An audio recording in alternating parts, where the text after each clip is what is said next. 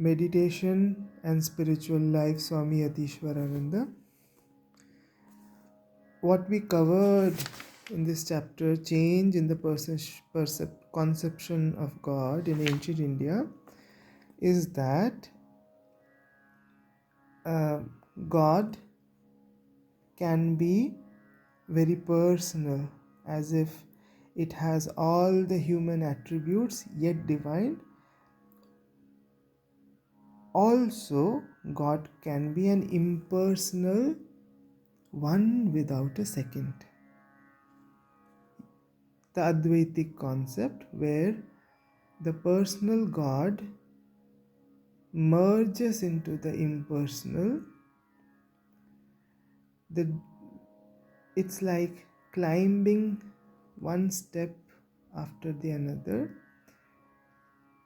Personal God is one step, and the final step is unity, where I and you, I and the God merges into something which is indicated as one without a second. That alone remains. Even I disappear. It is like the salt doll went to measure the depth of the ocean. Who can come back and explain what was the depth that the salt doll experienced? So something like that. So based on the above experience of this merger, following the path of a personal deity, and when the final merger happens, based on the above experience, we have in popular Hinduism a number of monastic meditations that negate the not self and assert the self. In his 6 stanzas of Nirvana Shatakam, Adi Shankaracharya states, I am neither the mind nor the intellect, neither memory nor ego. I am not the sense of hearing, taste, smell, or sight. I am neither the earth nor the I am neither the ether nor the earth, nor the fire nor the air. I am knowledge and bliss absolute. I am the self, all pervading. I am the self, all pervading. So the Sanskrit goes like this: Mano buddhya hankar chit तानि नाहं न च श्रोत्रजिह्वे न च घ्राणनेत्रे न च व्योमभूमिर्न तेजो न वायो चिदानन्दरूपः शिवोऽहं शिवोऽहम्. Next paragraph, I am the indeterminate, changeless and formless, all pervading and omnipresent. I am beyond the touch of all sense attachments. I am not even freedom, never having any bondage. I am beyond all relative knowledge. I am the self, all pervading. I am the self, all pervading. This is the 6th stanza, number 6th. Aham nirvikalpo nirakara rupo vibhutva cha sarvatra sarvendriyanam na cha sangatam naiva muktirna meya chidanandarupah shivoham shivoham. This type of meditation is in line with the approach to the reality followed by some of the boldest of the Upanishadic seers in their meditation on the immutable. It is neither gross nor minute, neither short nor long, without eyes or ears, without the vocal organ or mind, without interior or exterior. This immutable is never seen, but is the witness. Never seen but is the witness is something like, you cannot, the eye can see but the eye cannot see itself, something like that. But the witness, I that witness is also witnessing the mm, eyeball eye. So it's incomprehensible. It is never thought but is the thinker.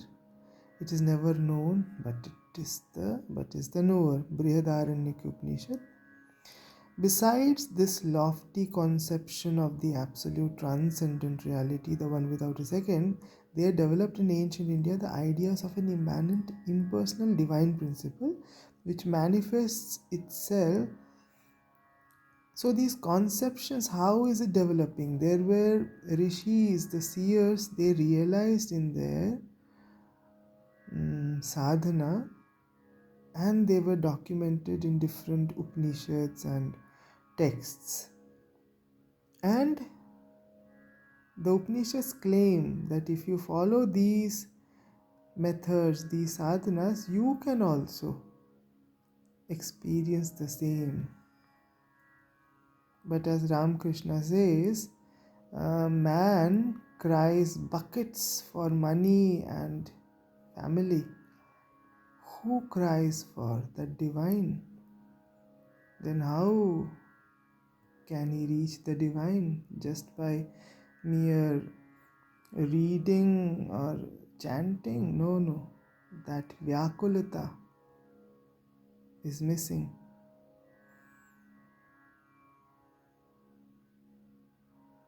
This was what later on came to be called the school of qualified non-dualism, Vishisht Advaita. Many aspirants prefer to worship such a divine principle.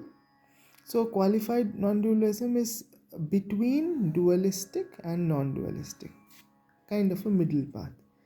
Many aspirants prefer to worship such a divine principle as they feel no interest in the personal aspect of the divine, because personal aspect is like, oh, my deity is now sleeping, now eating, now.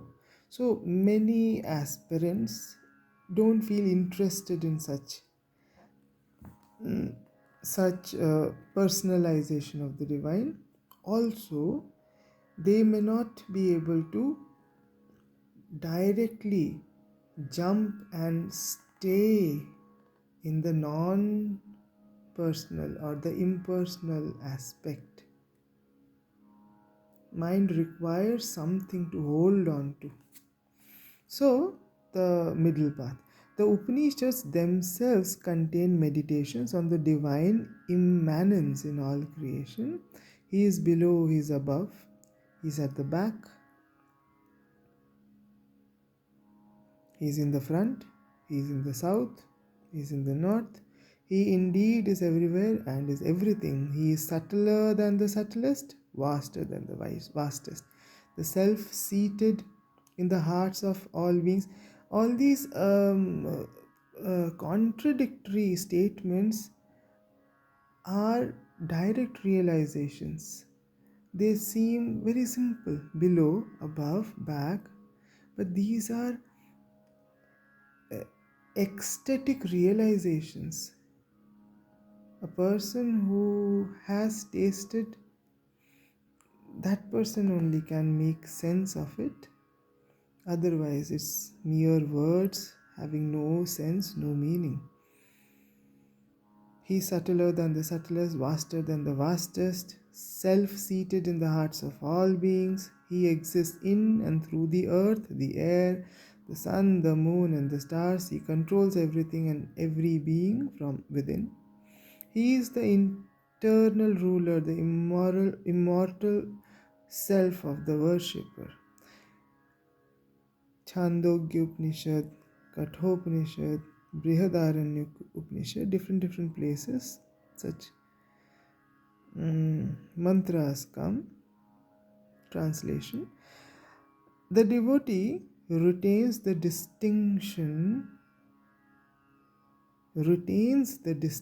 between him and the divine. He considers himself as a soul and the God in the Vishishtadvaita system, and God as the soul of all souls.